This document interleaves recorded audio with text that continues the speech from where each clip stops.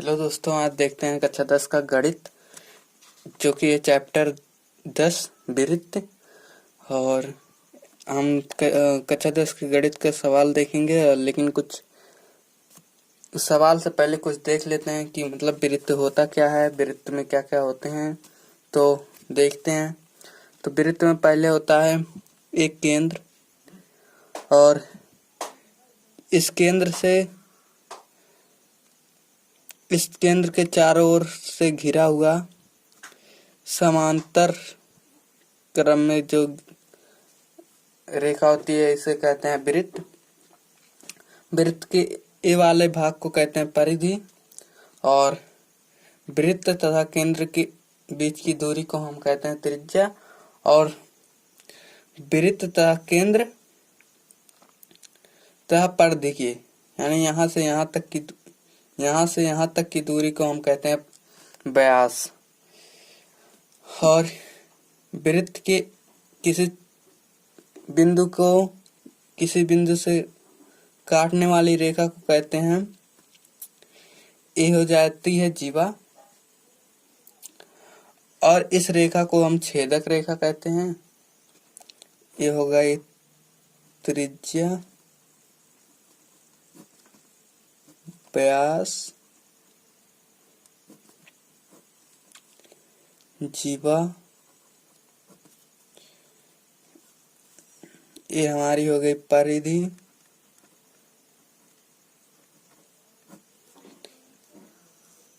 इतना मतलब वृत्त में इतना ही काम आता है। हम देखते हैं वृत्त में, ये वृत्त हो गई। किसी बिंदु पर एक रेखा खींच दिया जाता है, जिसे हम स्पर्श रेखा कहते हैं। इसे हम कहेंगे स्पर्श रेखा।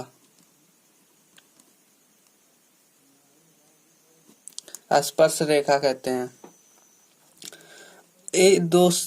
अगर रेखा को स्पर्श रेखा दो समांतर रेखा खींची जाती है, तथा हर एक बिंदु, मतलब एक बिंदु यहाँ, हर एक बिंदु पर स्पर्श रेखा खींची जा सकती है।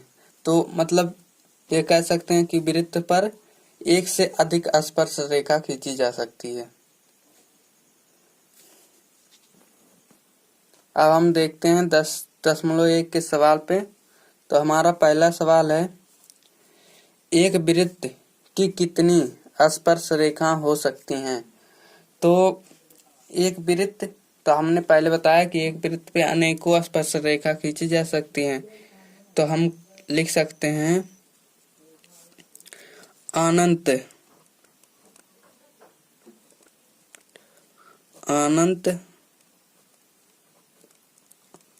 स्पर्श रेखा। एक वृत्त में कितनी स्पर्श रेखा खींची जा सकती है? अनंत स्पर्श रेखा। ये पहला क्वेश्चन का पहला आंसर होगा।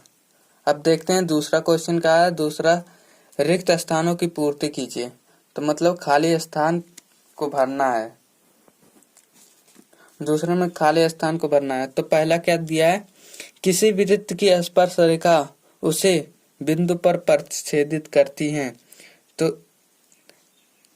किसी वृत्त के स्पर्श रेखा उसे बिंदु पर, किसी एक बिंदु पर, हमने पहले बताया कि स्पर्श रेखा हर एक बिंदु पर मतलब अलग अलग बनेगी। तो इसमें लिखते हैं एक बिंदु पर प्रतिच्छेदित करेगी। तो हमारा यहाँ हो जाएगा एक। और हमारा दूसरा हो गया, वृत्त के दो बिंदुओं पर प्रतिच्छेदित करने वाली रेखा को, तो हमने वृत्त के दो बिंदु के बीच जब प्रतिच्छेदित करेगा तो बताया है कि उसे हम छेदक रेखा कहते हैं। क्या कहते हैं? छेदक रेखा। उसे हम छेदक रेखा कहते हैं। और तीसरा, इसमें एक वृत्त की समांतर स्पर्श रेखा हो सकती हैं। एक वृत्त पर हमने बताया कि दो समांतर रेखा हो सकती हैं। कितना? दो समांतर रेखा हो सकती हैं। और चौथा है, वृत्त तथा उसकी स्पर्श रेखाओं के उभयनिष्ठ बिंदुओं को कहते हैं मतलब जब वृत्त बनाते हैं, वृत्त के जहां बिंदु होता है उस बिंदु को क्या कहते हैं? तो हम कहते हैं स्पर्श बिंदु। क्या कहते हैं? स्पर्श बिंदु।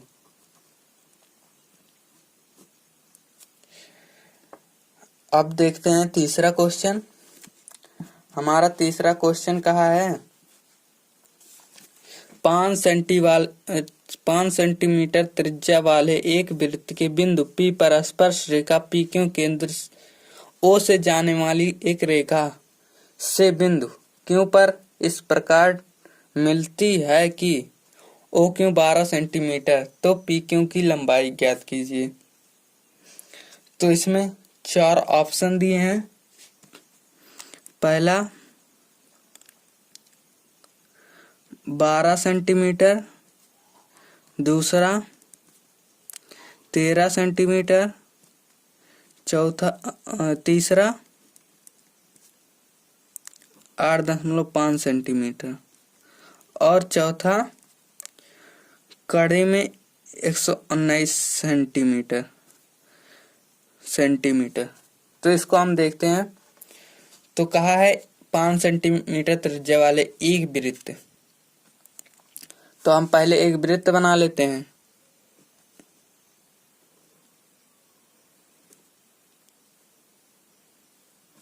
ये हमारा हो गया वृत्त। वृत्त की त्रिज्या कितनी है? 5 सेंटीमीटर। इसका केंद्र O हो गया।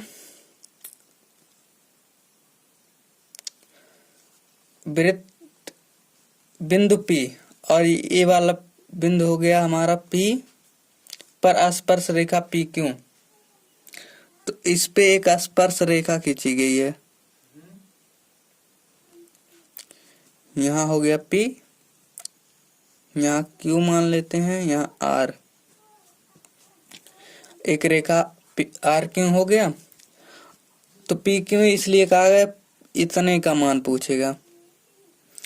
तो PQ है O से जाने वाली एक रेखा बिंदु Q पर, O से जाने वाली रेखा। तो यहां से एक रेखा जाएगी, जाने वाली एक रेखा बिंदु Q पर इस प्रकार मिलती है कि O से Q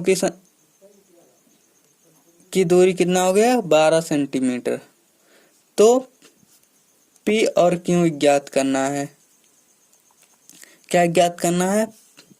तो हमारा दिया है त्रिज्या हमारा PO हो गया। तो P से O कितना हो गया? P से O, तो P से O 5 सेंटीमीटर और O से Q हमारा हो गया 12 सेंटीमीटर। तो हमें ज्ञात करना है P और O। तो हमारा यही ज्ञात करना है। तो देखते हैं। हम जानते हैं कि वृत्त के किसी बिंदु पर खींची गई स्पर्श रेखा, वृत्त के किसी बिंदु पर खींची गई स्पर्श रेखा त्रिज्या से के लंबवत होती है। ये हमने पढ़ा था। तो हमारा हो जाएगा कोण OPQ, हमारा OPQ हो जाएगा 90 अंश। जब ये 90 अंश हो गया तो हम इसे कह सकते हैं कौन सा त्रिभुज है? समकोण त्रिभुज है। समकोण त्रिभुज है। तो हम इसको पाइथागोरस प्रमेय से लगा देंगे। पाइथागोरस प्रमेय से तो हमारा हो जाएगा पाइथागोरस प्रमेय में कर्ण का स्क्वायर, कर्ण हो गया O और Q, OQ का स्क्वायर बराबर लंब का स्क्वायर, तो QP हो गया का स्क्वायर प्लस OP का स्क्वायर। इतना हो गया। अब सबका मान रख देते हैं। तो O से Q की दूरी 12 सेंटीमीटर, तो 12 के स्क्वायर बराबर O से P की लंबाई 5 सेंटीमीटर, तो 5 का स्क्वायर प्लस ओ और पी का ज्ञात करना है तो ओ पी स्क्वायर ऐसे रहने देंगे। 12 का स्क्वायर हो गया 144। ये बराबर के इस तरफ है, इसको इस तरफ लाएंगे तो 5 का स्क्वायर होगा और ये प्लस में इधर आएगा माइनस, 5 का स्क्वायर होगा 25 बराबर ओ पी स्क्वायर। और 144 में से 25 घटाएंगे तो हमारा हो गया 119। 119 हो गया बराबर ओ पी स्क्वायर। अब स्क्वायर हटाएंगे तो एक करनी में हो जाएगा 119 बराबर ओ पी। तो हमारा ओ पी का मान आ गया कितना,